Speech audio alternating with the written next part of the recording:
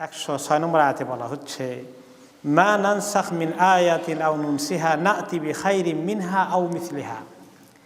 আমি যদি কোনো আয়াতকে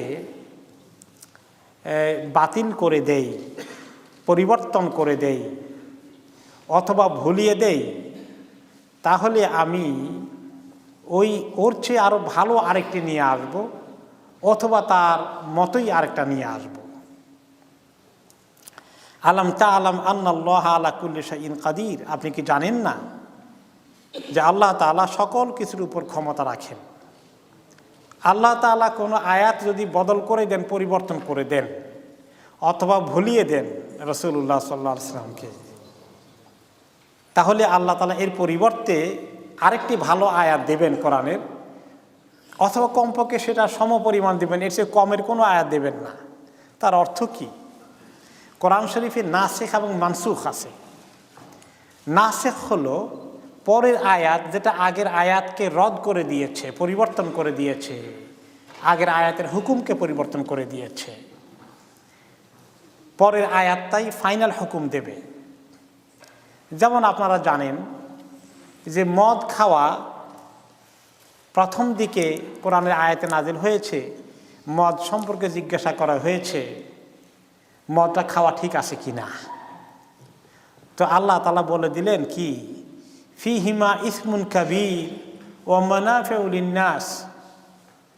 মদ এমন জিনিস, এর মধ্যে অনেক বেশি গুনার কাজ আছে আর মানুষের কিছু ফায়দাও আছে। তবে ওয়া ইসমুহুমা আকবারু মিন নাফইহিমা, কিন্তু গুনাহ এত বেশি আছে, ফায়দা একেবারেই কম। এখন এই কথা দ্বারা মদ খাওয়া কি বুঝলেন, মদের কারবার করা কি বুঝলেন? এই আয়াত যদি সীমাবদ্ধ থাকতো আর কোনো আয়াত নাজিল না হতো, তাহলে মদ খাওয়া এখনো জায়েজ থাকতো।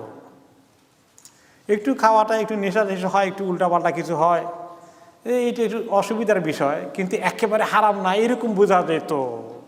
এরকমই প্রথম দিকে সাহাবায়ে কেরাম মদ খেতেন আর এরকম কিছু হতো। তারপরে ওনারা খেতেন, কেউ কেউ হয়তো খাওয়া ছেড়ে দিয়েছেন, কিন্তু অনেকেই খেতেন। এখন মদ খেতে এসে নামাজ পড়তে দাঁড়াইতেন, নামাজ পড়তে এসে মদের নেশায় নামাজ পড়তেছেন, কোরআন আয়াত উল্টাপাল্টা পড়ে ফেলতেছেন, তসবির মধ্যে গন্ডগোল লাগাই দিচ্ছেন। তো আল্লাহ তাআলা এবার 2 নম্বর আয়াত নাজিল করলেন মদের ব্যাপারে, বললেন যে লা তাকরাবুস সালাতা ওয়া আনতুম সুকারা। খবরদার মদ তো খাও, কিন্তু নামাজের আখ্যান দিয়ে খাইও না, যে নেশা শেষ হয়ে যাবে নামাজের আগে, এত আগে খাওয়া শেষ করে দিও। কারণ মদ খেয়ে নেশার হালতে নামাজে আসলে তোমার তাসবিহের মধ্যে, দোয়ার মধ্যে, কেরাতের মধ্যে কি হবে, উল্টা পাল্টা হয়ে যাবে। তাহলে এখনো কি মদ হারাম হলো ওই আয়াতের পরে? তখনও হারাম হয়নি, বরং নিষেধ হলো নামাজের সময় খাওয়া যাবে না, নামাজে একটু আগেও খাওয়া যাবে না, 1-8 ঘন্টা 2 ঘন্টা আগে খেলে নেশা চলে গেলে ঠিক আছে। এরকম থাকলে তো বোধহয় খুব খাইতেন অনেকেই। এটাও থাকলো না, 2বার আয়াত নাজিল হয়েছে। ওমর রাদিয়াল্লাহু তাআলা আনহু বলেন যে আল্লাহ, মদের ব্যাপারটা কেমন কেমন জানি লাগে, তুমি এখনো তো ক্লিয়ার কোনো মেসেজ দিলা না। আল্লাহ, তুমি যদি এমন ক্লিয়ার মেসেজ দিতা যে আমাদের একেবারে পরিষ্কারভাবে নিষেধ করে দিতে, কতই না ভালো হতো। তখন আল্লাহ তাআলা ফাইনালি নাজিল করলেন কি, সেটা এমন রিজসুন ফাজতানিবু, এইগুলা সব রিজস। ইন্নামাল খামরু ওয়াল মাইসিরু, এই ওয়াল আজলামু, এই সব কিছু, জুয়া খেলা, মদ খাওয়া, তারপরে এই মূর্তিগুলোর সামনে গিয়ে ইবাদত করা, এগুলোর সামনে জবাই করা, কোরবানি করা, সমস্ত কাজ হচ্ছে রিজসুন মিন আমালিশ শাইতান। এগুলো রিজস, নাপাক, খারাপ, খুবই বুরা জিনিস। মিন আমালিশ শাইতান, শয়তানের আমল, শয়তানের কাজ, এগুলো ভালো মানুষের কাজ না, কোনো মুসলমানের কাজ না। ফাজতানিবু, ফাইনালি এটাকে গিভ আপ করা, ছেড়ে দাও, আর অ্যালাউড নাই। এই ফাইনাল আয়াত নাজিল হয়ে হারাম করে দিল মদ খাওয়া। ওমর রাদিয়াল্লাহু তাআলা বলেন যে আল আন, এইবার হয়েছে, দিল ঠান্ডা হয়ে গেছে, আলহামদুলিল্লাহ। ওমর রাদিয়াল্লাহু তাআলা আনহুর তামান্না এসেছে দিলের মধ্যে, ওনার তামান্না পুরা করার জন্য আল্লাহ তাআলা কয়েকবার কতগুলো আয়াত নাজিল করেছেন।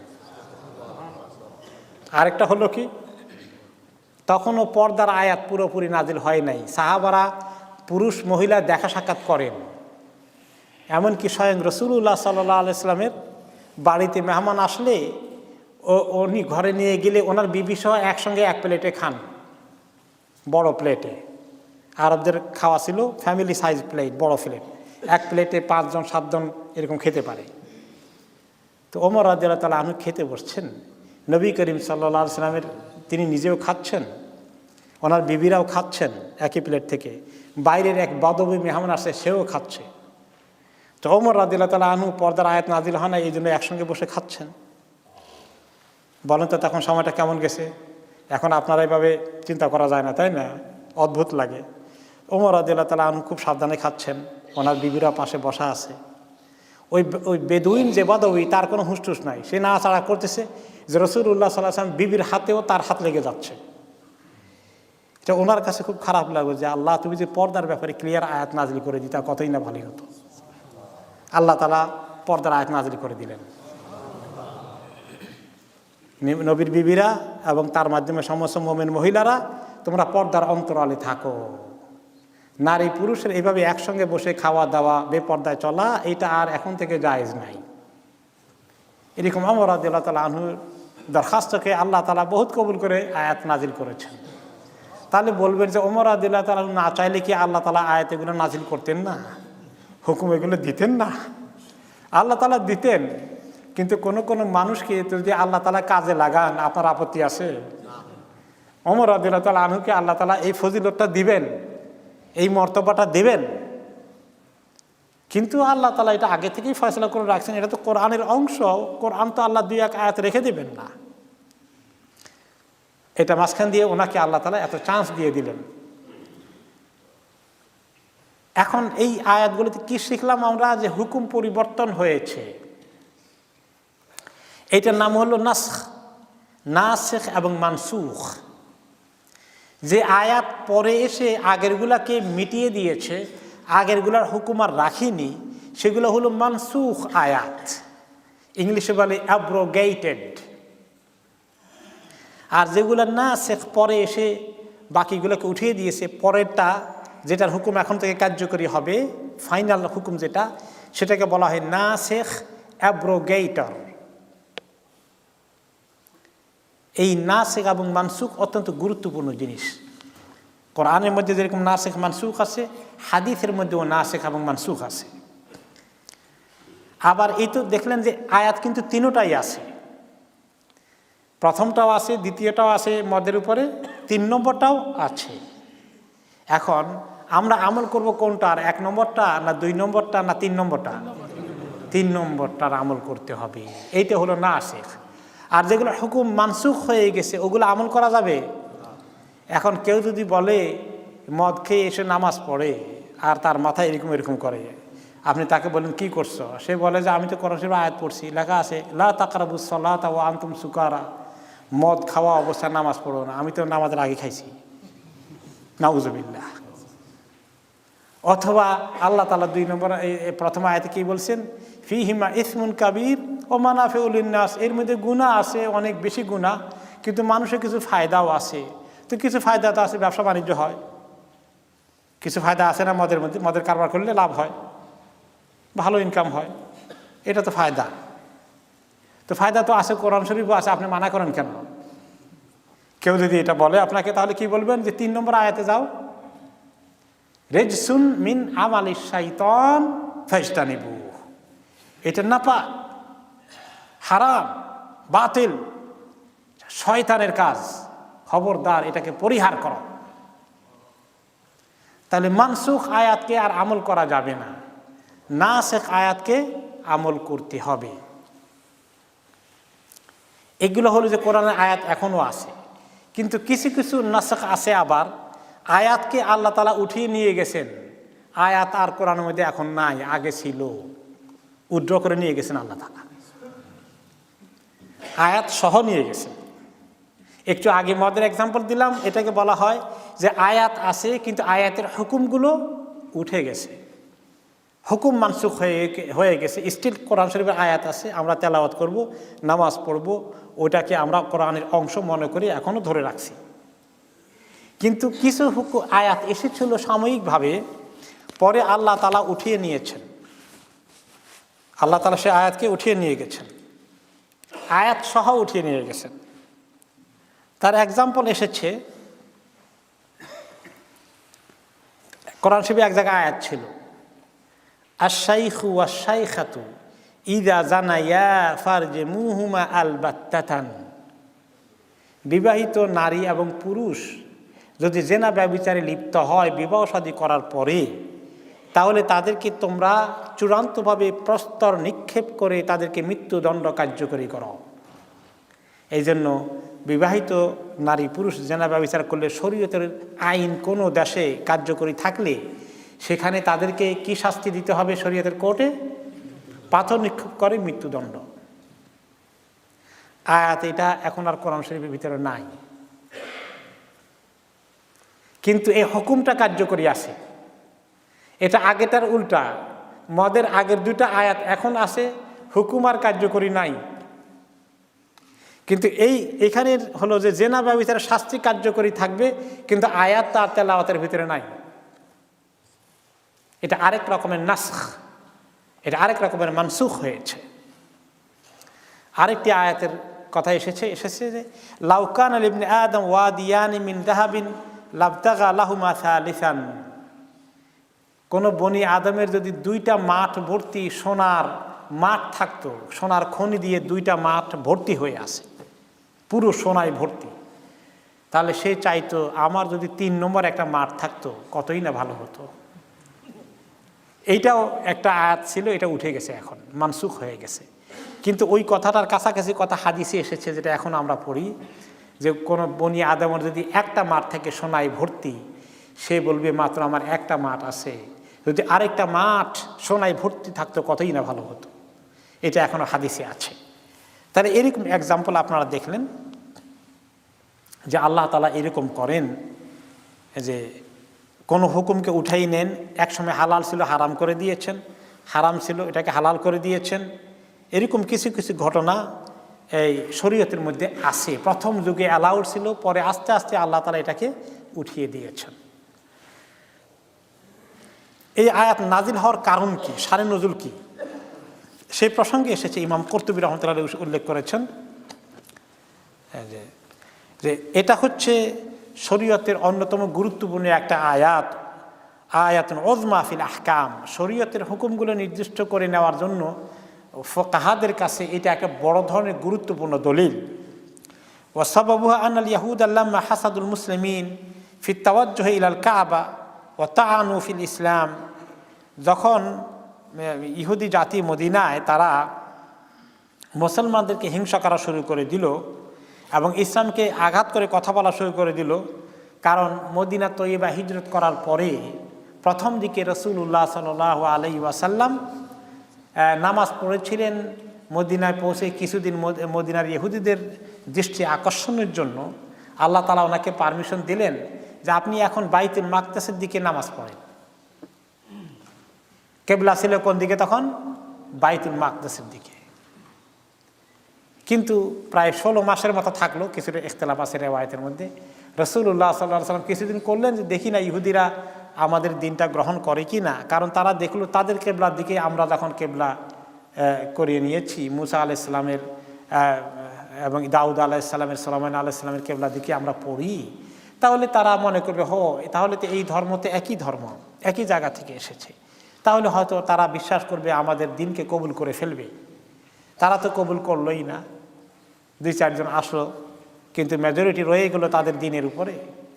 কিন্তু রাসূলুল্লাহ সাল্লাল্লাহু আলাইহি ওয়াসাল্লামের দিলের ভিতরে আফসোস থেকে গেল যে হায় রে, কেবলাটা যদি আল্লাহ তাআলা আবার ইব্রাহিম আলাইহিস সালামের হাতে গড়া কাবার দিকে দিয়ে দিতেন কতই না ভালো হতো।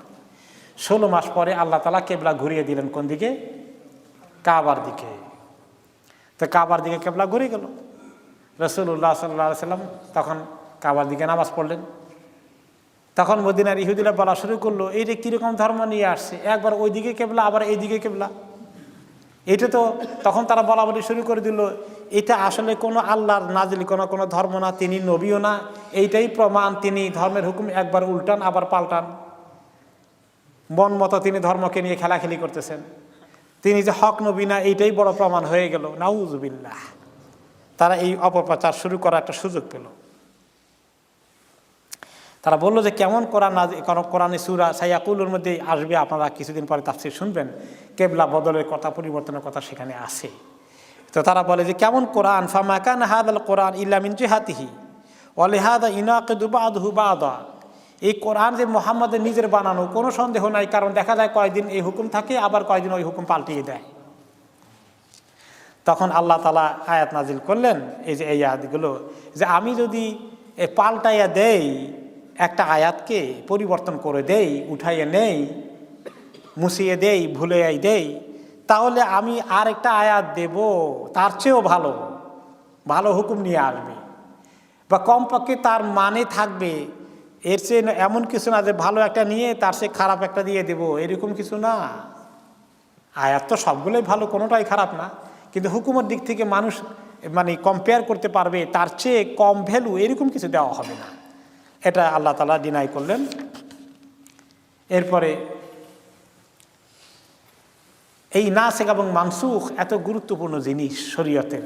যারা বড় আলেম হবেন, মুজতাহিদ হবেন, মুফতি হবেন, ফকিহ হবেন, ফতুয়া বের করবেন কোরআন এবং হাদিস থেকে, তাদেরকে নাসিখ এবং মানসুখ জানতে হবে।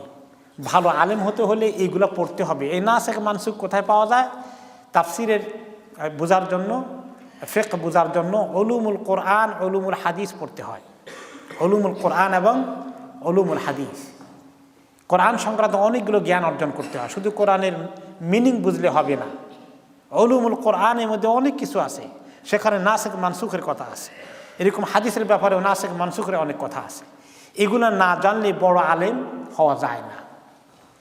আলী রাদিয়াল্লাহু তাআলা আনহু, তিনি কুফার মসজিদে, তো তিনি কুফায় খলিফা ছিলেন, দারুল খেলাফা, ক্যাপিটাল মদিনা থেকে তিনি কুফায় নিয়ে এসেছিলেন।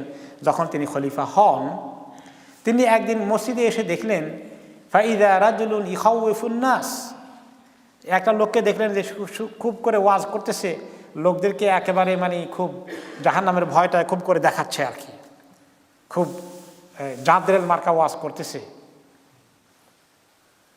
তো উনি চিনলেন না যে এত বড় ওয়াইজ সাহেব, আমি তো চিনি না, ঘটনা কি, কে, তার পরিচয় কি? ফাকালা মা হাযা, কি হচ্ছে এখানে, এ লোক কে?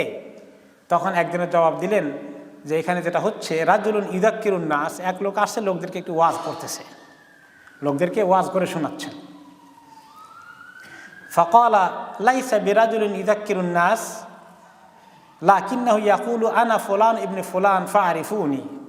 আলী রাদিয়াল্লাহু তাআলা আনহু বললেন, তার ওয়াজের ঢং দেখে বোঝা যায় আসলে তো লোকদেরকে ওয়াজ নসিহত করে না, বরং তো নিজের ব্যাটাগিরি দেখাচ্ছে। খুব কথার ধরনে মনে হয় যে আমাকে চিনছো নি, আমি অমুকের ছেলে, অমুকের ছেলে, এইটা সেটা আমার পরিচয়। নিজের খুব একটা কিছু একটা পরিচয় তুলে ধরার চেষ্টা আমি লক্ষ্য করছি। ওয়াজের রূহ কদ্দুর আছে আল্লাহ তাআলাই ভালো জানেন। তিনি নোটিস করলেন, আলী রাদিয়াল্লাহু তাআলা আনহু তো আপনার আমার মতন সাধারণ কোয়ালিটির লোক না, ওই লোকের আওয়াজ শুনেই টার পাইছেন চিজটা কী জিনিস। আচ্ছা, তারপরে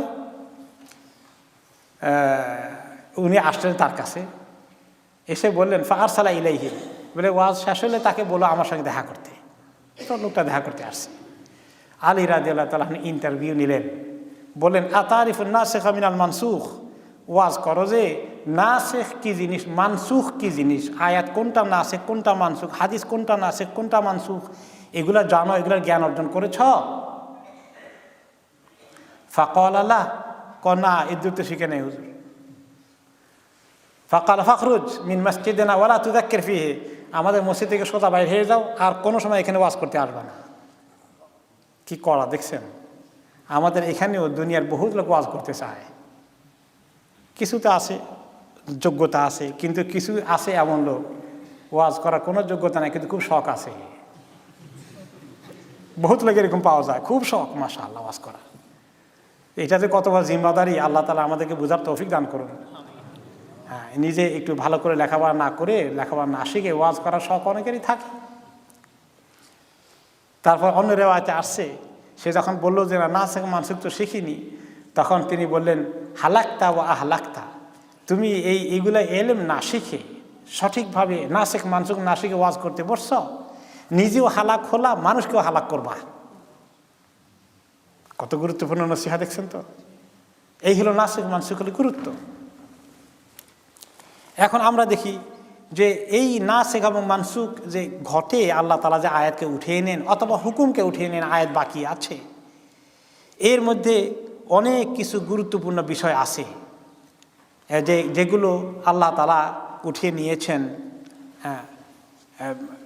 কোন লোক এটা ডিনাই করেছে, এমনকি ইহুদিরা ডিনাই করলো। তারা বলল, তাদের একটা কারণ, অন্যতম কারণ হচ্ছে তারা বলে যে মুসা আলাইহিস সালাম হলেন শেষ, তাদের দৃষ্টিতে দুনিয়ার মধ্যে সর্বশেষ নবী। তারা বিশ্বাস করে না ওনার পরে আর কোনো নবী এসেছেন। বনি ইসরাইল ইহুদি জাতি বিশ্বাস করে কি মুসা আলাইহিস সালামের পরে আর কোনো হক নবী আসেনি, এটাই তারা বিশ্বাস করে, ঠিক কিনা? তারা কি ঈসা আলাইহিস সালামকে নবী হিসাবে বিশ্বাস করে? বরঞ্চ তিনি জারদ সন্তান, নাউজুবিল্লাহ। আর মুহাম্মদ সাল্লাল্লাহু আলাইহি সাল্লামকেও তারা কি বিশ্বাস করে না? এবং তারা বলে যে নবী মুহাম্মদ সাল্লাল্লাহু আলাইহি সাল্লামের কাছে অনেক কিছু দেখি, উনি বলেন আল্লাহ নবী, ওনার শরীয়তে অনেক কিছু দেখি অ্যালাউড হয়, যেগুলো তো আসলে আমরা দেখছি মুসা আলাইহিস সালামের দিনের মধ্যে অ্যালাউড ছিল না। তো মুসা আলাইহিস সালামের দিনও যদি আল্লাহর দিন হয়, মুহাম্মদ সাল্লাল্লাহু আলাইহি সাল্লামের দিন যদি আল্লাহর দিন হয়, তো দুইটার মধ্যে সব কিছুতে একদম বনে যাওয়ার কথা, দুইটাতে পার্থক্য থাকবে কেন?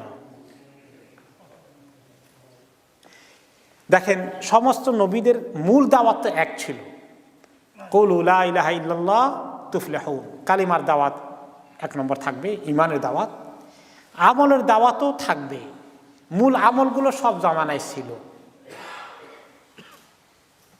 নামাজ সব জামানায় ছিল, সব নবীরা নামাজ পড়েছেন, তার উম্মতরা, কোনো ব্যাসকম নাই। রোজাও এই উম্মত রেখেছে, আগের উম্মতও রেখেছেন। কুতিবা আলাইকুমুস সিয়াম কামা কুতিবা আলাল্লাযিনা মিন ক্বাবলিকুম, তোমাদের প্রতি রোজাকে ফরজ করে দেওয়া হয়েছে যেভাবে আগের জমানার লোকদের উপরে ফরজ করা হয়েছে। ঠিক যাকাত এরকম ছিল, হজও এরকম ছিল। ইব্রাহিম আলাইহিস সালামের উপর হজ ফরজ হয়েছে, সমস্ত পরবর্তী নবী এবং উম্মতের উপর হজ ফরজ হয়েছে। তাহলে মূল জিনিসগুলোর মধ্যে সেই আহকামগুলো অনেকটাই ছিল, কিন্তু কিছু ফারঈ মাসাইল, কিছু টুকিটাকি এডিশনাল জিনিসের মধ্যে পরবর্তী পর্যায়ে গ্র্যাজুয়ালি পরিবর্তন হয়েছে। আদম আলাইহিস সালামের শরীয়তের তুলনায় মুহাম্মদ সাল্লাল্লাহু আলাইহি ওয়াসাল্লামের শরীয়তের মধ্যে কিছু পার্থক্য সূচিত হয়েছে। একটা হলো দিন আর একটা হলো শরীয়ত। দিন আর শরীয়তের মধ্যে পার্থক্য কি? দিন হলো মূল ইসলাম। আল্লাহ তাআলা পৃথিবীতে কয়টা দিন পাঠিয়েছেন? একটা দিন, সেই দিনের নাম কি? ইসলাম। ইন্না দীনা ইনদাল্লাহিল ইসলাম, আল্লাহ তাআলার কাছে দিন হচ্ছে শুধুমাত্র ইসলাম। আদম আলাইহিস সালামের কাছে ইসলাম এসেছে, নূহ আলাইহিস সালামের কাছে, ইব্রাহিম আলাইহিস সালামের কাছে, মুসা ঈসা আলাইহিস সালাম, মুহাম্মদ সাল্লাল্লাহু আলাইহি সাল্লাম, সমস্ত নবীদের কাছে একটাই দিন এসেছে, সেটা হচ্ছে ইসলাম। এই দিন বলতে আকীদা, বিশ্বাস, মূল ফরজ কাজগুলো, নামাজ, রোজা, হজ, যাকাত, এগুলো সব।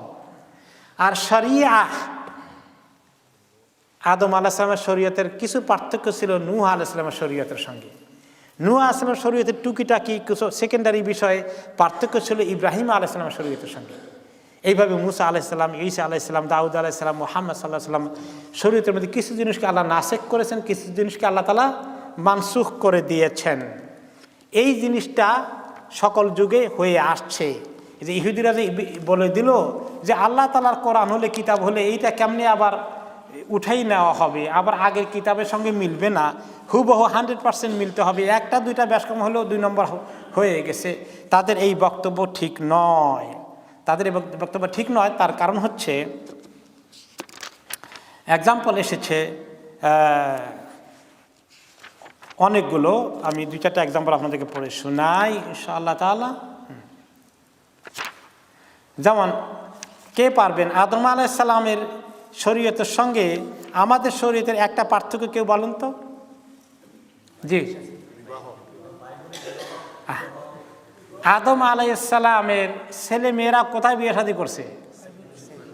নিজস্ব পরিবারে ভাই বোনের সাথে। কেন? আর কোনো পরিবার নাই, আর কোনো মানুষজন নাই, আর তো বিয়ে শাদী কোনো রাস্তা নাই। আল্লাহ তাআলা তখন অ্যালাউ করে দিয়েছেন আদম আলাইহিস সালামের শরীয়তে ভাই বোনকে বিয়ে করা জায়েজ আছে। পরবর্তী পর্যায়ে আল্লাহ তাআলা এটাকে উঠিয়ে দিয়েছেন যে এই জিনিস এখন আর জায়েজ নাই, এখন হারাম, মাহরাম হয়ে গেছে, কবিরা গুনাহ, বড় ধরনের ক্রাইম হবে। এই জিনিসটাকে আল্লাহ তাআলা ঠিক করে দিয়েছেন, রাইট। তারপরে নূহ আলাইহিস সালামকে আল্লাহ তাআলা যখন তিনি সাফিনা থেকে বের হয়েছেন, বন্যা শেষ হয়ে গেছে, বন্যার চোটে দুনিয়ার মধ্যে যত আবাদ ছিল অনেক কিছু বিনাশ হয়ে গেছে। তিনি সাথে করে কিছু নিয়ে গেছিলেন, প্রত্যেক জোড়ায় জোড়ায় প্রত্যেক প্রাণীর কিছু স্যাম্পল নিয়ে গেছিলেন।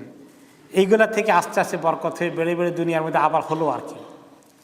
তো ওনাকে যখন তিনি সফিনা থেকে নামছেন, এমন বন্যা আল্লাহ তাআলা দিয়েছেন দুনিয়ার মধ্যে খাবার দাবার আর কিচ্ছু নাই। তখন তিনি ওনাকে বলে দিয়েছেন, ইন্নী কাদ জাআলতু কুল্লা দাব্বাতিন মা'কালান লাকা ওয়া লিযুররিয়াতিকা, যত রকমের জানোয়ার দুনিয়াতে পাইবা এখন গেলে সব হালাল করে দিলাম, কোনো রেস্ট্রিকশন থাকলো না। কারণ মানুষ না খাইয়ে মরবে, তাহলে হাতের কাছে যদি এই কুকুর পাওয়া যায়, বিড়াল পাওয়া যায়, সব খাইয়ে নিবা।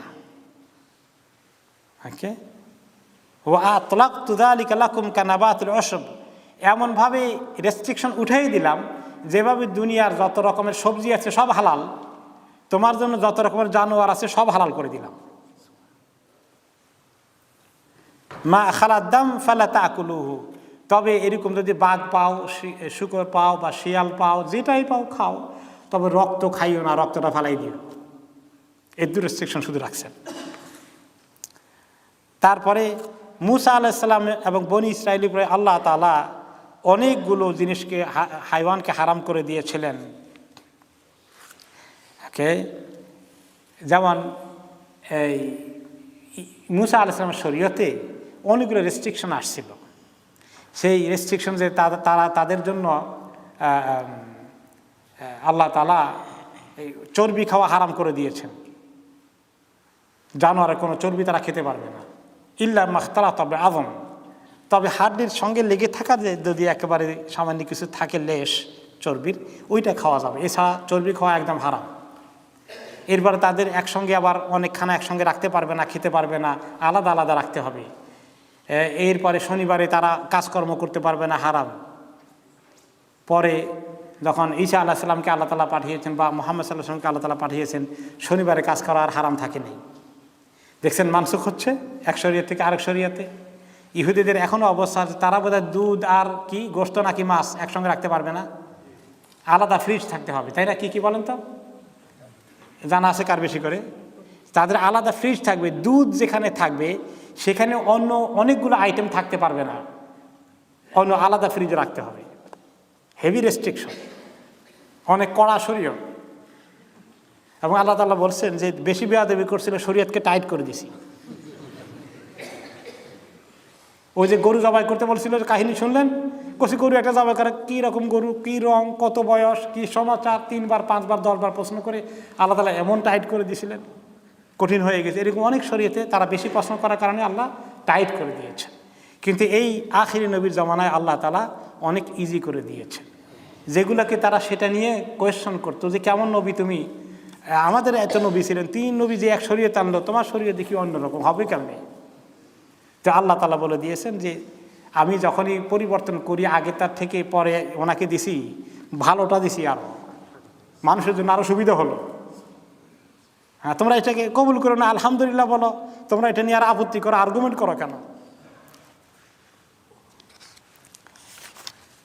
এরপরে আল্লাহ তাআলা এই নাসখের মধ্যে, যেভাবে কোরআনে নাসখ আছে, হাদিসে নাসখ আছে, আর এটাকে নাসেখ বলা হয়, যে রদকারী। নাসেখ মানে রদকারী, যেটা রদ করে দেয়, আর মানসুখ যেটা রদ হয়ে গেছে। আসলে রদকারী তো আল্লাহ, কিন্তু আয়াতকে বলা হলো রদকারী, যেটি আল্লাহ তাআলার কাছ থেকে আসে, সেই হিসাবে আল্লাহ তাআলাই অরিজিনাল রদকারী। এরপরে আমরা দেখি যে কোনো সময় শুধু কোরআনের আয়াত দিয়েই কোরআনের আয়াত রদ হয় না, এমনকি কোনো কোনো সময় হাদিস ও কোরআনের আয়াতের হুকুমকে রদ করতে পারে। রাসূলুল্লাহ সাল্লাল্লাহু আলাইহি ওয়াসাল্লামকে আল্লাহ তাআলা ব্যাখ্যা করে দিয়েছেন, সেই ক্ষেত্রে কোনো কোনো ব্যাখ্যায় হাদিস থেকে নেওয়া হয়েছে যাতে করে জিনিসটা ভালো করে বুঝে আসে কোরআনের আয়াতটার বিকল্প হুকুম যেটা এসেছে কোরআনের সুরতে না এসে সেটা হাদিসের সুরতে এসেছে, এইটাও জানা দরকার। এরপরে আসলো এখানে যে যদি উম্মতের কোনো ইজমা হয় কোনো হুকুমের উপর, সাহাবাদের ইজমা থাকে, ওয়ালিহাযা কানা আল ইজমাউ লা ইয়ানসাখ ওয়ালা ইউনসাখু বিহি ইদিন ইকাদহু বাদা ইনকিতাল ওয়াহি। সাহাবাদের কোনো ইজমা হয়ে গেলে মনে করতে হবে ওনারা কোরআন হাদিসের বাইরে কোনো ফয়সালা দিয়ে কোরআন হাদিসের হুকুমকে রদ করে দেবেন না। এমন কোনো নিশ্চয়ই হাদিস ছিল যেটা ওনারা জানতেন, আমাদের কাছে আসেনি, সেই জন্য ওনাদের একমত ঐকমত্যটাকে আমরা ধরে নেব। কিন্তু এরপরে যদি উম্মতের সবাই একমত হয়, সাহাবীদের জামানার পরে ওহী নাজিল হওয়া শেষ হয়ে গেলে তারপরে গিয়ে কোনো বিষয় একমত হয়, তাহলে এরকম ইজমা নাসিখ হবে না, কোরআন এবং হাদিসকেই মানতে হবে, এই ইজমা টিকবে না।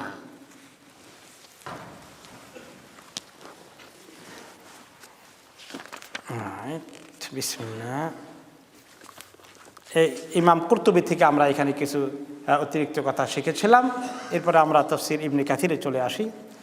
আল্লাহ তাআলা বলছেন এখন যে এই যে আমি রদ করলাম, পরিবর্তন করলাম, চেঞ্জ করে দিলাম হুকুম, একটা আয়াতকে উঠিয়ে নিলাম আর একটা ঢুকিয়ে দিলাম, এটা আমার ইখতিয়ার আছে। আলাম তা'লাম আন্নাল্লাহা আলা কুল্লি শাইইন কাদির। আপনি কি জানেন না যে আল্লাহ তাআলা সব কিছুর উপর ক্ষমতাবান? আমি দিন দেওয়ার মালিক, আমি দিন দেব, আমি কখন এটাকে একটা হুকুমকে উঠাই দেব, কখন এটা পরে দেব, এই ইখতিয়ার তো আমার আছে। আমার ইখতিয়ারকে কি কেউ ছিনিয়ে নিয়ে গেছে? আমি সৃষ্টিকর্তা, আমি চাইলে চেঞ্জ করতে পারি, আমার তো এই অধিকার আছে। সে কথা আল্লাহ তাআলা অন্য আয়াতে কি বলেছেন? আলা লাহুল খালকু ওয়া লাহুল আমর, যে মনে রেখো আল্লাহর জন্য সৃষ্টি, মানে সৃষ্টি করেছেন আল্লাহ, আর হুকুম দেওয়ার মালিকও আল্লাহ। কাজে আল্লাহ রাব্বুল আলামিন যখন কোনো হুকুম দেয় তোমরা সেটাকে মেনে নাও। আলাম তা'লাম, তোমরা কি জানো না? আন্নাল্লাহা লাহু মুলকুস সামাওয়াতি ওয়াল আরদ, ধর্মের মালিক তিনি শুধু না, শুধু দিন দেওয়ার মালিক না, শরীয়ত দেওয়ার মালিক না, সমস্ত আকাশ জমিনের মালিককে আল্লাহ তাআলা। যে আল্লাহ এত বড় আকাশ জমিনের গোটা সৃষ্টির মালিক, সে আল্লাহ দিন দেবেন এবং অবস্থার কারণে তিনি আয়াতের হুকুমকে উঠিয়ে দেবেন, তোমরা এই অধিকার আল্লাহকে দিতে চাও না? তোমাদের বেয়াদবিতে একটা সীমা থাকা উচিত। ওয়ামা লাকুম মিন দুনিল্লাহি মিন ওয়ালিয়্যিন ওয়ালা নাসির, তোমরা যদি আল্লাহর শানে বেয়াদবি করো, আল্লাহর দ্বীনের শানে আপত্তি করো, তোমাদের বুঝে আসে না, তোমরা আল্লাহ তাআলার সঙ্গে ডিবেট করবা, বিতর্ক করবা, তাহলে আল্লাহ তাআলা তোমাদেরকে শাস্তি দিতে গেলে তোমাদের ওয়ালি কি হবে, তোমাদের নাসির কি হবে, তোমাদের রক্ষা করবে কে, তোমাদেরকে সাহায্য করবে কে? কাজে সাবধান, আল্লাহ তাআলার সঙ্গে তোমরা কখনো এরকম বেয়াদবি করো না। এবং আল্লাহ তাআলা মুকাল্লাফিন যারা আমরা হুকুম মানি, আমাদের অবস্থা, আমাদের জন্য কোনটা ভালো এটা আল্লাহ তাআলা ভালো করে জানেন, এবং তার ভিত্তিতে আল্লাহ তাআলা হুকুমের মধ্যে রদবদল করে দিয়েছেন। ইসলামের প্রাথমিক যুগে রদবদল হতে হতে হতে হতে নবী করিম সাল্লাল্লাহু আলাইহি ওয়াসাল্লামের শেষ জামানায়, শেষ যুগে যে ফাইনাল হুকুম পাওয়া গেছে ওইটাকেই আমরা এখন মেনে নেব। কিন্তু এটাকে এখন পরবর্তী পর্যায়ে আর পরিবর্তন করা যাবে না। যদিও এক্ষেত্রে মাঝে মধ্যে কিছু জিনিসের কিছু ইখতিলাফ মাঝে মধ্যে হয়েছে ওলামাদের মধ্যে। হাদিসের নাসিখ মানসুখের একটা এক্সাম্পল দেই। যেমন একদিন রাসূলুল্লাহ সাল্লাল্লাহু আলাইহি ওয়াসাল্লাম আসর নামাজ পড়ালেন। আসর নামাজ পড়া থেকে 2 রাকাত পড়াই সালাম ফিরিয়ে ফেললেন। এখন এক লোকের টাইটেল ছিল যুল ইয়াদাইন, একটু লম্বা হাতওয়ালা, 2 হাত, দোনো হাত লম্বা, এই জন্য তার নাম দিয়েছেন সাহাবীরা হাতওয়ালা, যুল ইয়াদাইন। 2 হাতওয়ালা লোকে বলল, ইয়া রাসূলুল্লাহ আকুসিরাতিস সালাতু ইয়া রাসূলুল্লাহ, আজকে কি নামাজ কি কসর হয়ে গেছে? 2 রাকাত পড়লে তো কসর হয়, যে আসর নামাজ 4 রাকাতে কি 2 রাকাতে নেমে আসছে নাকি? রাসূলুল্লাহ সাল্লাল্লাহু আলাইহি ওয়াসাল্লাম তখনও বুঝতে পারেন না যে তিনি 2 রাকাত পড়ছেন। তিনি জিজ্ঞাসা করলেন, কি আমি 2 রাকাত পড়ছি নাকি? সাহাবীরা বলে যে হ্যাঁ ইয়া রাসূলুল্লাহ 2 রাকাতে তুই পড়লেন। তাহলে এখন বোঝা গেল যে এই আখেরি জামানার ইমামদের শুধু ভুল হয় না, আগের জমানার ইমামদেরও ভুল হয়েছে। মাঝে মধ্যে ইমামের একটু ভুল হয়ে গেলে কিছু কিছু লোকে মনে করে কি ইমাম সাহেব কি চিন্তা করছে আল্লাহ জানে, খালি উল্টাপাল্টা হয় না আমাদের মধ্যে। এমনি তো উল্টাপাল্টা চিন্তা তো আপনার মাথায় আসতে পারে, ইমাম সাহেবের মাথায় আসতে পারে, এটা গ্যারান্টি দেওয়ার কিছু নাই।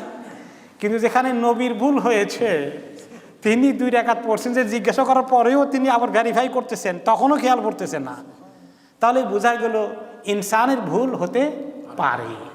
আল্লাহ তাআলা রাসূলুল্লাহ সাল্লাল্লাহু আলাইহি ওয়াসাল্লামকে দিয়ে একটু এরকম ভুল করাইয়ে দিয়া, মানে ভুল মানি যে মনে আসে নাই 2 রাকাত না 4 রাকাত, বুঝতে পারছেন না এই জিনিসটা, যে তিনি যে আল্লাহ তাআলা নন, তিনি যে সৃষ্টি আর স্রষ্টার পার্থক্য আছে, এটা আল্লাহ তাআলা বুঝাই দিলেন। আর 2 নম্বর হচ্ছে, তোমাদের যতই চেষ্টা করা তোমরা কেউ ভুলের ঊর্ধ্বে না, একমাত্র আল্লাহ তাআলাই ভুলের ঊর্ধ্বে। এটাও শিক্ষা পাওয়া গেল। যাই হোক, তো রাসূলুল্লাহ সাল্লাল্লাহু আলাইহি ওয়াসাল্লাম বললেন কি আমি কি সত্যি 2 রাকাত পড়ছি? সবাই বলে সত্যি 2 রাকাত পড়ছেন। এরপরে দেখেন তিনি এতক্ষণ কথা বলতে বলছেন, উঠে আবার 2 রাকাত পুরা করলেন, নতুন করে এই 4 রাকাতে নিয়ত করেন নাই, দাঁড়াই 2 রাকাত পড়ে সালাম ফিরাই সাজদা সহ দিয়েছেন, সহ সাজদা দিয়েছেন, দিয়ে নামাজ ফিরাই সালাম ফিরাই বলছেন। মাঝখানে যে কথা বললেন আমি 2 রাকাত পড়ছি কিনা, তারা বললো যে হ্যাঁ তোমরা আপনি 2 রাকাত পড়ছেন। সাহাবীরাও কথা বলছে, রাসূলুল্লাহ সাল্লাল্লাহু আলাইহি ওয়াসাল্লাম কথা বলছে। এখন নামাজের ভিতরে কথা বললে তো নামাজ ভেঙে যায়। এখন আজকে ইমাম সাহেব 2 রাকাত ফিরাই সালাম ফিরাই কথা বলা শুরু করে দেয়, নামাজ পড়ছি কি না, না পড়ছি, কয় রাকাত পড়ছি, না আপনি তো কম পড়ছেন, না আপনি তো বেশি পড়ছেন, এখন কি করবে ইমাম সাহেব, ওই রকম আমল করবে কি না, এইটা নিয়ে ওলামাদের মধ্যে ইখতিলাফ হয়েছে। এক গরো ওলামা বলেছেন যে এইটা জায়েজ আছে, এক গরো ইমাম ফতোয়া দিয়েছেন, নামাজ সংক্রান্ত বিষয়ে যদি কথা হয় যে কম বেশি হয়ে গেছে, এটা ভেরিফিকেশনের প্রশ্নে ইমাম যদি কথা বলেন, মুসল্লি যদি কথা বলেন, তাহলে আজও এটা জায়েজ আছে। এই তরিকায় 2 রাকাত পড়ে 1 রাকাত মিস করলে 1 রাকাত পড়ে সাজদা সহ করে নামাজ শেষ করতে পারবে, নতুন করে দোহরাইতে হবে না। অনেক ইমাম এই ফতোয়া দিয়েছেন। কিন্তু ইমাম আবু হানিফা রাহমাতুল্লাহ আলাইহি ফতোয়া দিয়েছেন না, নামাজ বাতিল হয়ে যাবে। এরকম কোনো আজকেরকার জামানায় ওনার পরে কোনো মুসলমান এরকম করলে, কোনো ইমাম সাহেব, কোনো মুসল্লিরা, তারা তখন 2 রাকাত 1 রাকাত কমপ্লিট করবে না, পুরোটাকে দোহরাইয়া পড়বে নতুন করে। উনি এটা বললেন কেন? উনি বললেন যে হাদিসটা মানসুখ হয়ে গেছে, এই হাদিসটা অ্যাব্রোগেটেড হয়ে গেছে, এই হাদিস এখন আর মানা যাবে না। বলে তাহলে নাসিখ কোনটা, যেটার হুকুম উঠে গেছে, আর একটা পরেরটা হুকুম নিয়ে আসে, সেই পরেরটা কোনটা? তিনি বলেন পরেরটা হচ্ছে এই। আরেকটি হাদিসে এসেছে রাসূলুল্লাহ সাল্লাল্লাহু আলাইহি ওয়াসাল্লাম এক সাহাবী নামাজের মধ্যে কথা বলছিলেন। আগে তো নামাজে কথা বলা অ্যালাউড ছিল। তো এক সাহাবী নামাজে রাবিয়া আল আসলামী রাদিয়াল্লাহু আনহু, তখন নামাজের মধ্যে সালাম দেওয়া জায়েজ ছিল প্রথম যুগে। দেখেন আরেক নাসিখ আসলো, মানসুখ। প্রথম নামাজের মধ্যে সালাম দেওয়া জায়েজ ছিল, আর 2-1টা জরুরি কথা জিজ্ঞাসা করাও জায়েজ ছিল। তো এক সাহাবী জিজ্ঞেস করলেন, তিনি কয়েকদিন পরে আসছেন, মদিনা ছিলেন না কয়েকদিন, দেখে যে আরেকটা নতুন সূরা নাজিল হয়েছে, ওইটা তিনি রাসূলুল্লাহ সাল্লাল্লাহু আলাইহি ওয়াসাল্লাম পড়তেছেন। তিনি তার সাহাবীকে পাশে যিনি আছে জিজ্ঞাসা করেন, এই সূরাটা কবে নাজিল হয়েছে? কিন্তু ইতিমধ্যে নামাজে কথা বলা নিষেধ হয়ে গেছে, এই সাহাবী জানতেন না। তো পাশের সাহাবী কোনো কথা বলে না, সে আবার জিজ্ঞাসা করে কবে নাজিল হয়েছে বলো না একটু। তো ওই এমনি করে তাকাইছে তার দিকে, আর পাশে 2-3 জন তারাও তাকাইছে, কি বেটা নামাজে কথা বলে। পরে তিনি আবার বলেন, কি তোমরা আমাদেরকে এরকম করে তাকাইছো কেন? আমি খালি জিজ্ঞাসা করছি সূরা কবে নাজিল হয়েছে। তখন সেই বেচারা কি করছে, এরকম তার রানের মধ্যে এরকম আওয়াজ করেছেন তিনি। এইটা আরব দেশে করে, কাউকে থামাইতে হলে আর কথা বলা যাবে না। তো সাহাবীগণ যখন এরকম আওয়াজ করলো, ফালাম্মা রাআইতু হুম ইসাক্কিতুনানি সাকাত্তু, যখন বুঝলাম তারা আমাকে চুপ করাইতে চায়, কথা বলতে দেবে না, তখন আমি চুপ করে গেলাম। এখন নামাজের পরেতে ফিসফিসানি শুরু হয়ে গেছে। তো রাসূলুল্লাহ সাল্লাল্লাহু আলাইহি ওয়াসাল্লাম বললেন, ফিসফিসাও কেন? তো বললেন যে এই তো নামাজের মধ্যে কথা বলছে, সূরা কবে নাজিল হয়েছে জিজ্ঞাসা করে। তখন তিনি তাকে খুব সুন্দর করে বুঝাই দিলেন যে তুমি তো বোধহয় অনেকদিন মিস করেছ, আল্লাহ তাআলা নাজিল করে দিয়েছেন, আয়াত আসছে যে ওয়াইদা কুরিয়া আলাইকুমুল কোরআন ফাসতামিউ লাহু ওয়া আনসিতু লাআল্লাকুম তুরহামুন। কোরআন যখন তোমাদের মধ্যে তেলাওয়াত করা হয় তখন তোমরা চুপ করে শুনো, মনোযোগ দাও, আশা করি রহমত নাজিল হবে। তার মানে কথা বলা যাবে না। তারপরে তিনি বলেন ইন্না হাদিহি সালাহ লা ইয়াসলিহু মিন কালামিন নাসি ফিহা শাই। এই যে আমাদের নামাজ, এখানে মানুষের কোনো কথাবার্তা আর চলবে না। ইন্নামা হিয়া কিরাআতুন ওয়া তাসবিহুন ওয়া যিকরুন লিল্লাহি তাআলা। বরঞ্চ এই নামাজ হচ্ছে আল্লাহ তাআলার কোরআন থেকে তেলাওয়াত করা, যিকির, তাসবিহ, সুবহানাকা এগুলো পড়া। তো এই হাদিসে বোঝা গেল আর নামাজে কথা বলা জায়েজ নাই। তো ইমাম আবু হানিফা রাহমাতুল্লাহ আলাইহি বলতে চান যে এই হাদিসটি হচ্ছে নাসিখ, পরের হাদিস। আর আগে যে তিনি ভেরিফিকেশন করেছেন 2 হাতওয়ালার হাদিস, ওই হাদিস মানসুখ হয়ে গেছে, সেটা আর আমল করা যাবে না। তো যুক্তি তো ভালোই মনে হলো, কিন্তু বাকি ওলামা ইমামরা বললেন ওইটা যে নাসিখ, ওইটা যে মানসুখ, আপনার কাছে কোনো রেকর্ড আছে, কোনো দলিল আছে? কিন্তু আর দলিল দেখাইতে পারছেন না। উনি ধারণা করে নিচ্ছেন হয়তো এরকমই হওয়ার কথা, কিন্তু ডেট দিয়া বলা যাচ্ছে না যে ওইটা মানসুখ। তাও এই জন্য এখন 2টা অপিনিয়ন পৃথিবীতে আছে। ইমাম আবু হানিফা রাহমাতুল্লাহ আলাইহি এখনও ওনার মাযহাবের এটাই ফতোয়া, এরকম হয়ে গেলে ইমাম সাহেব নামাজকে দোহরাবেন।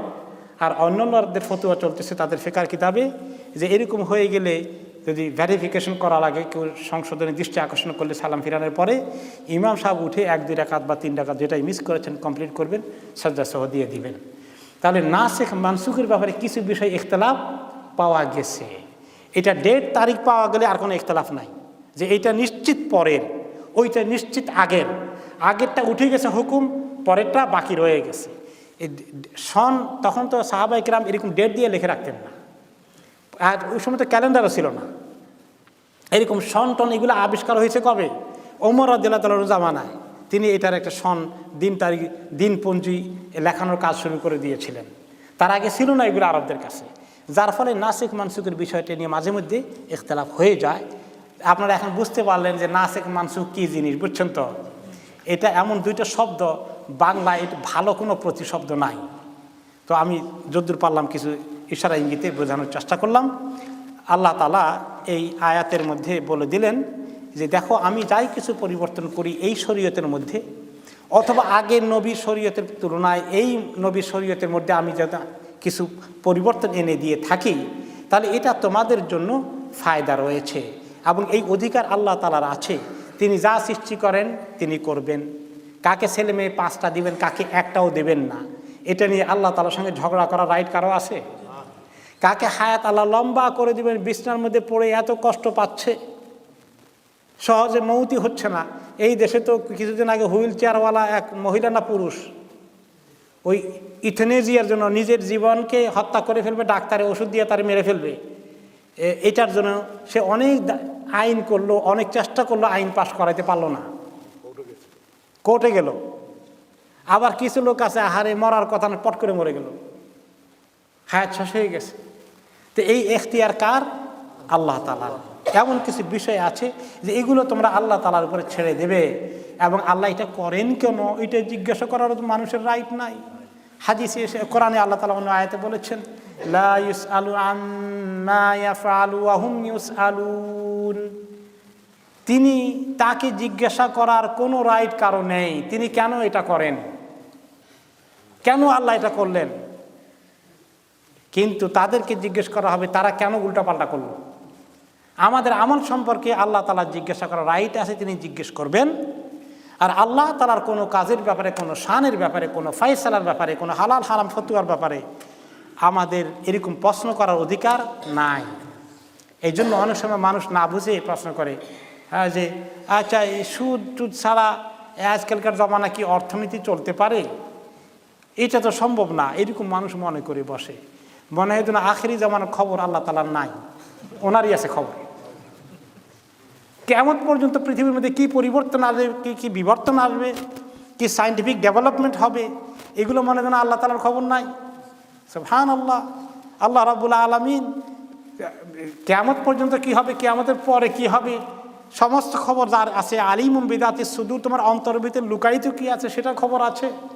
আর তুমি মানুষের, তোমার জিন্দিগির বাইরে তো তোমার কোনো খবরই নাই, তোমার নিজের খবরই তো তোমার নাই। কবে বাঁচবা, কবে মরবা জানো? তাহলে কিছু কিছু লোক আল্লাহ তাআলা শরীয়তের ব্যাপারে নিজের আকল জ্ঞান দিয়ে শরীয়তকে ডাইভার্ট করতে চায়। আমাদের দেশে কিছু পণ্ডিতরা কোরবানি উপলক্ষে বলে কি জানেন, বাংলাদেশে পশু সংকট, এত কোরবানি যদি এত পশু জবাই না করে টাকাগুলো আল্লাহ রাস্তায় দিয়ে দিলে গরিবদের কত উপকার হতো। আহারে বুদ্ধিজীবীর বুদ্ধি রাখার জায়গা নাই মাথার মধ্যে। আল্লাহ তাআলার হুকুমের মধ্যে হস্তক্ষেপ করতে চায়। এই খায়ের ও বরকত, রিজিক বাড়বে না কমবে, এগুলোর ফয়সালা চাবিকাঠি কার হাতে? আল্লাহ তাআলার হাতে। মানুষ যদি শরীয়তকে আমল করে আল্লাহ তাআলা অভাব অনটন দূর করে দিবেন। জন্তু জানোয়ারের মধ্যে আল্লাহ বরকত দান করবেন, ছড়িয়ে যাবে আরো।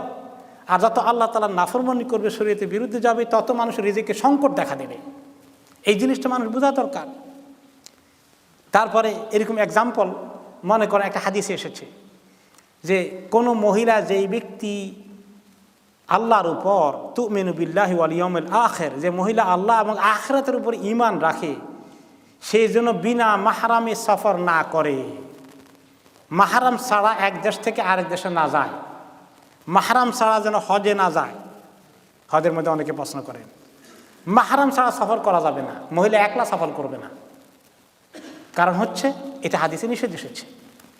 এখন কিছু পণ্ডিত লোকেরা বলে, দেখেন আগের জমানায় নিরাপত্তা ছিল না, কতদিন লাগতো যেতে, ওই জন্য তখন এটা নিষেধ ছিল। এখনকার জমানাতে ফ্লাই করলে কয়েক ঘন্টায় পৌঁছে যায়, এখন তো মাহরামের দরকার নাই। তো আমার কাছে মনে হয় যে এই যে বিমান আবিষ্কার হবে, এটা বোধহয় আল্লাহ তাআলা খবর ছিল না, তাদের খবর আছে। লা হাওলা ওয়ালা কুওয়াতা ইল্লা বিল্লাহ। তো আল্লাহ তাআলা কি ওই এক জমানার জন্য মাসালা দিয়ে বসে আছেন?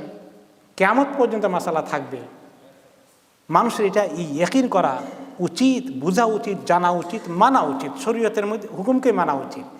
অনেক সময় হয় এরকম, এই যে ফ্লাইটে যে গেল একজনের বিবি আরেকজনের বোন একলা, এই ফ্লাইটটা যদি কোনো সময় ইমার্জেন্সি ল্যান্ডিং করে, রাতের বেলা তাদেরকে সেখানে অবস্থান করতে হয়, তখন তাকে সঙ্গ দেবে কে? কে আপনাকে গ্যারান্টি দিছে? এই জন্য শরীয়তের হুকুম আমল করার জন্য দরকার যে যেটা এসেছে সেটাকে আমরা আমল করব। যুক্তি দিয়ে কোরআন হাদিসের বক্তব্যকে খণ্ডন করার চেষ্টা করাটা এটা শয়তানি বুদ্ধি। কোরআনে যা বলেছে সামি'না ওয়া আতা'না, হাদিসে যা এসেছে সামি'না ওয়া আতা'না, এইটা হচ্ছে সহি স্পিরিট অফ ঈমান। মানুষ যখন যুক্তি বুদ্ধি দিয়ে এই শরীয়তের সঙ্গে চ্যালেঞ্জ করতে আসে, শরীয়তের হুকুমকে রদ করে দিতে চায়, তখন মানুষ বাড়াবাড়ি করে ফেলে, এটা নাফরমানি হয়ে যাবে। এই জন্য আল্লাহ তাআলা সেই কথা বলছেন এখানে, তোমরা যদি আল্লাহ তাআলার এই বিধানগুলোকে এভাবে গ্রহণ না করো, তোমরা কি জানো যে আল্লাহ তাআলার হাতে জমিন আসমানের ক্ষমতা রয়েছে, এবং তিনি যদি তোমাদেরকে পানিশমেন্ট দান করেন, তাহলে তোমাদের কেউ নাই রক্ষা করতে সাহায্যকারী আল্লাহর আযাব থেকে তোমাদেরকে সরিয়ে দিতে। এই যে সন্ততির মধ্যে আপনার বন্টন করা, মিরাসের বন্টন করা, উত্তরাধিকারের বন্টন করা, শরীয়ত ফর্মুলা দিয়েছে লিযাকারি মিসলু হাযযিল উনসায়াইন। ছেলে মেয়েদের মধ্যে বন্টন কিভাবে হবে? ছেলে পাবে ডবল, মেয়ে পাবে তার অর্ধেক পিতামাতার সম্পত্তির মধ্যে, তাই না? এখানে মাঝে মধ্যে মুসলমান সরকাররা কি করতে চায়, বলে এটা তো ইনসাফ হলো না, ছেলে মেয়ের ঘরে সবাই সমান পাওয়া দরকার। আল্লাহ তাআলা থেকে বেশি ইনসাফ কায়েম করে মানুষ। লা হাওলা ওয়ালা কুওয়াতা ইল্লা বিল্লাহ।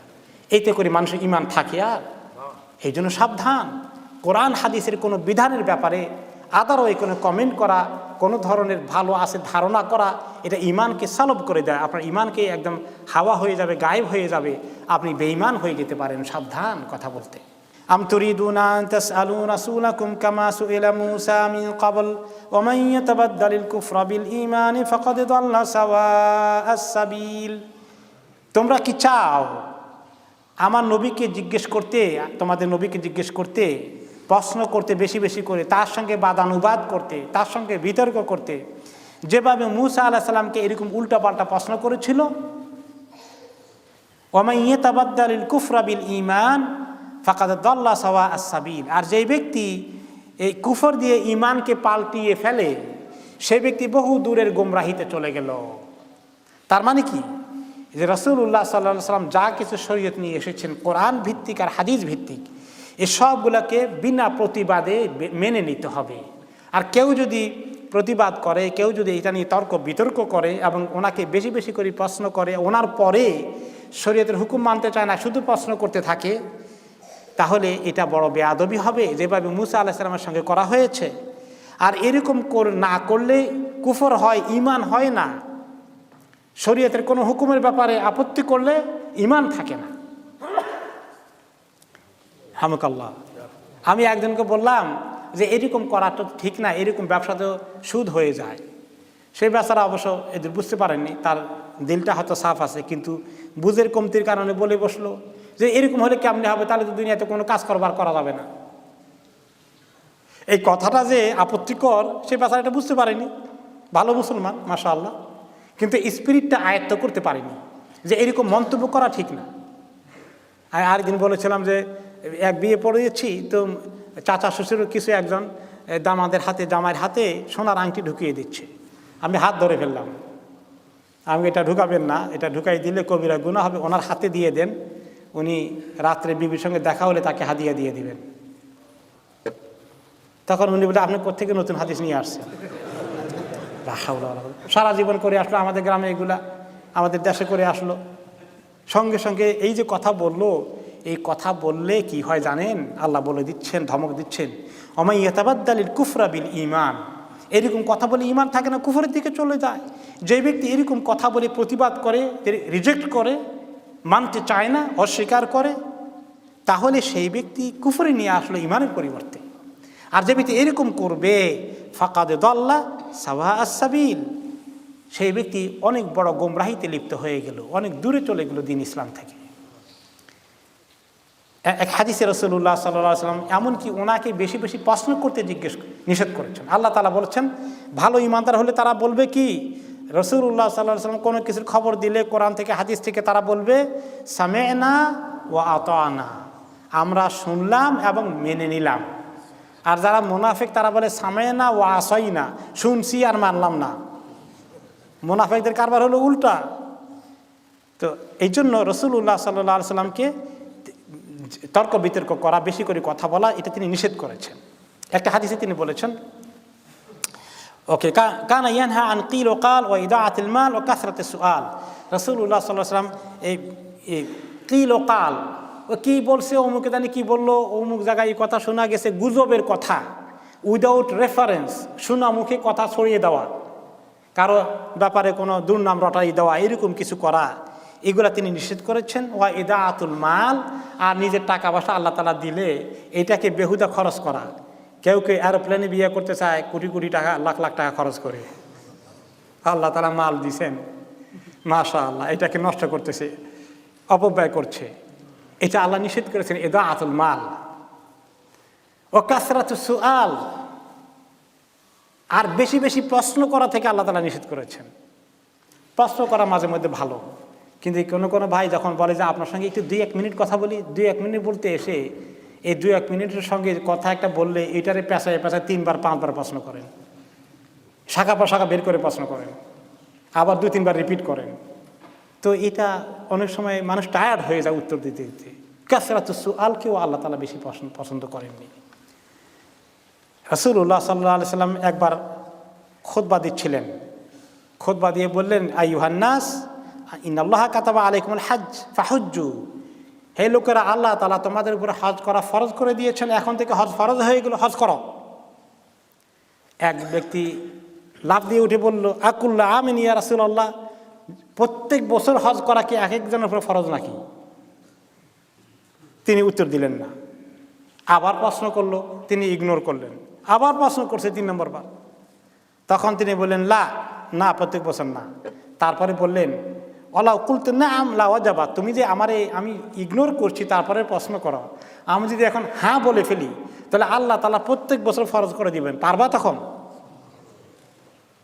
তারপরে তিনি বললেন, জারুনি মা তারাকতুকুম, আমি যা বলি সেখানেই থেমে যাও, আর বেশি আগ বাড়িয়ে প্রশ্ন করো না।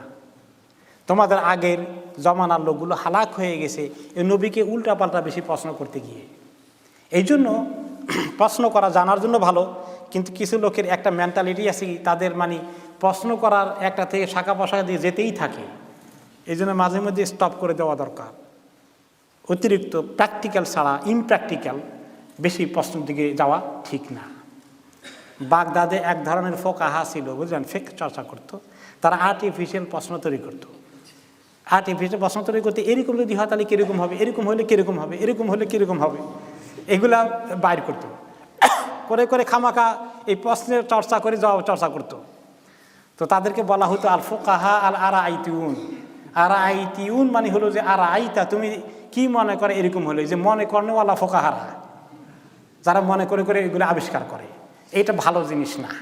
তো সোজা কথা, ইসলামের স্পিরিট হলো, ভালো মুমিন হচ্ছে ওই ব্যক্তি যে ব্যক্তি কোরআন হাদিসের সিম্পল কথাগুলোকে সিম্পলি গ্রহণ করে এবং আমল করার দিকে চলে যায়।